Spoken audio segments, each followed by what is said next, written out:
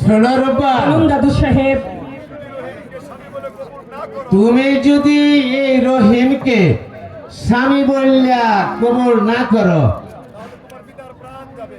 তাহলে যে তোমার পিতার প্রাণ যাবে। আমার পিতা কোথায় আছে গো? ও দাদু, বলে দিন আমায় গো, শোনেন দাদু, দাদু গো। শোনো রূপা, তোমার পিতা এখন 71 বৎসর কারাগারে বন্দী। হাতে ধরি পায়ে ধরি গো, ও দাদু, নিয়ে চলে আমায় গো, শোনেন দাদু, দাদু গো।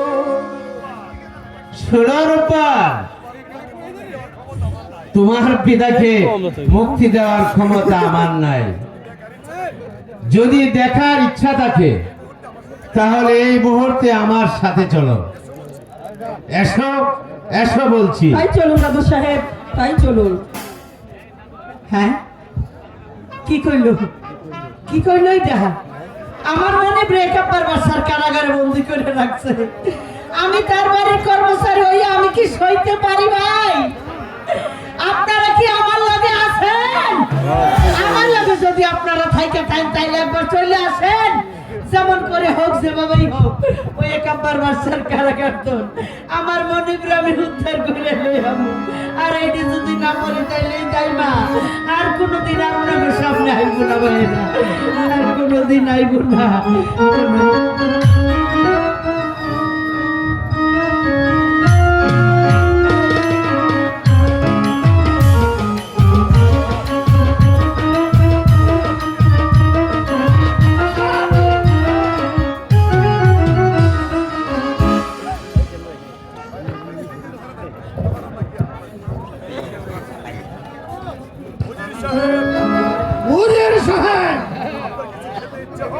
আপনার কোনো কিছু খেতে ইচ্ছে হয় না ভাই জল্লাদ, আমার কিছুই খেতে ইচ্ছে হয় না।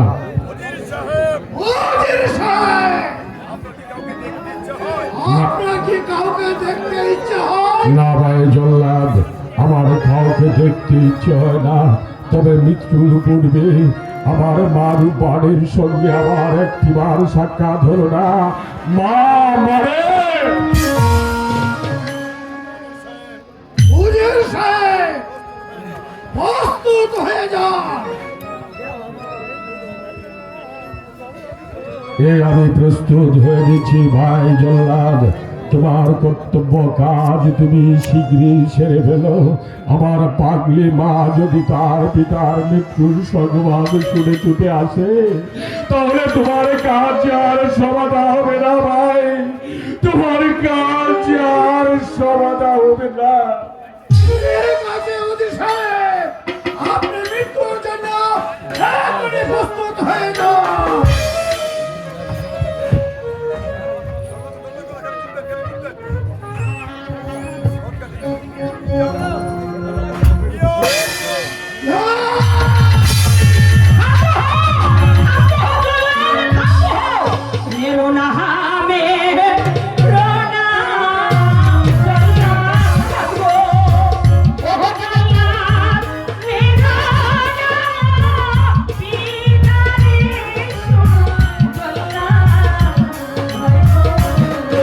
ওরে মা, তুই এখানে চলে এসেছিস মা, তুই এখান থেকে চলে যা মা, চলে যা। ভাই জল্লাদ, তোমার কর্তব্য কাজ তুমি করো। হাতে ধরি ধরি গো, ও জল্লাদ, ছিড়ে দাও ভিতরে বিশু জল্লাদ ভাইও। ওরে মা, তুই এখান থেকে চলে যা মা, তুই এখান থেকে চলে যা। ভাই জল্লাদ, তোমার কাজ তুমি করো। তুমি আমার ধরিবেন ভাইও, ও জল্লাদ ধরিবেন জল্লাদ ভাইও। তুই এখান থেকে চলে যা মা, তুই এখান থেকে চলে যা।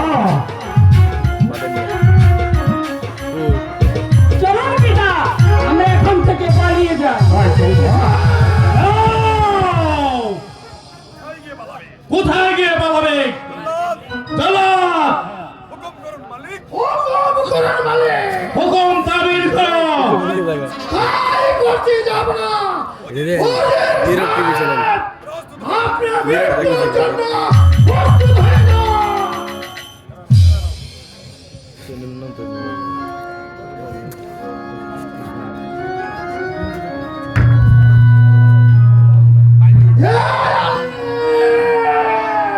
অপহরা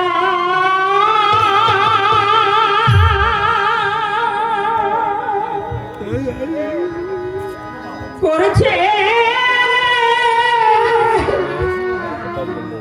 পিতা গো ও বাদিশা ওই আপনা কাছে গো শুনে বাদিশা বাদিশা ওরে মা, তোর পিতা কোনো অপরাধ করেনি রে মা, তুই এখান থেকে চলে যা।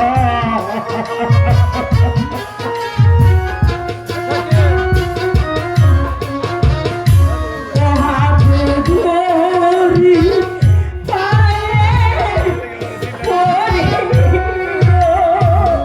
ও বাদশা মুক্তি দেওয়া পিতারে শুনে বাদশা বাদশা ওরে মা, আমি কোনো অপরাধ করিনি, তুই এখান থেকে চলে যা রে মা, চলে যা।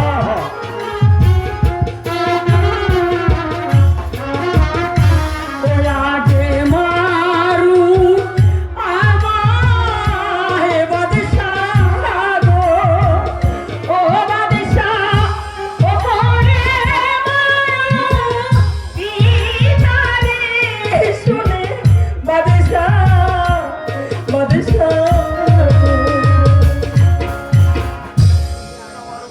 শোনো আমার উদ্ধার, বলুন জাহাপনা তোমার পিতা কোনো অপরাধ করেনি। তবে তুমি যদি আমার 12 দিনের শিশু রহিমকে স্বামী বলে কবুল করো, তাহলে আমি তোমার পিতাকে মুখ্য না, না রে মা, না। তোর হতভাগা পিতার তুচ্ছ প্রাণের জন্য তোর এই সুন্দর জীবনটা নষ্ট করে দিস না মা, তুই কবল বলিস না।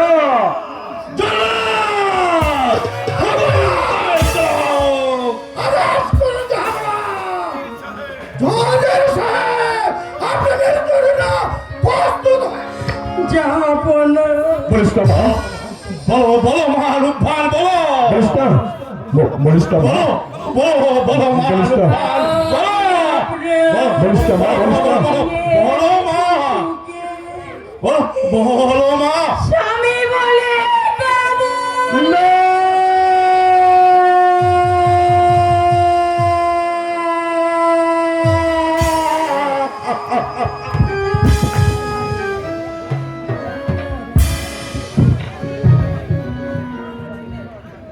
উঠেন উঠেন ভাই জল্লাদ, উজির আলা, উঠুন উজির আলা, চলুন আমরা বিদায়ের আনন্দ করি। আনন্দ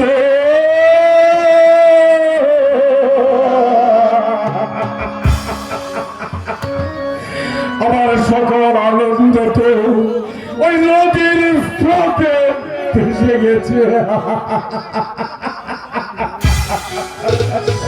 শোনো মা রূপবান, তুমি তোমার পিতাকে প্রাসাদে নিয়ে আসো।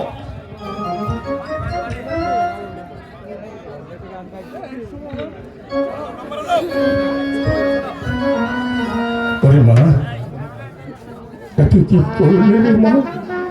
তোর এই হতভাগা পিতার প্রাণের জন্য তুই নিজের পায়ে নিজেই কুড়ুল মারলি।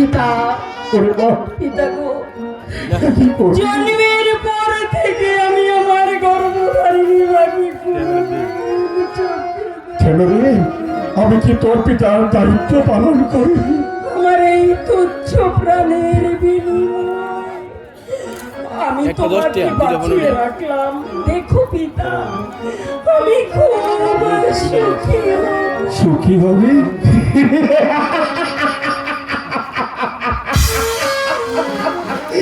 আমার মেয়ে আমাকে চাই সুখ কাকে বলে।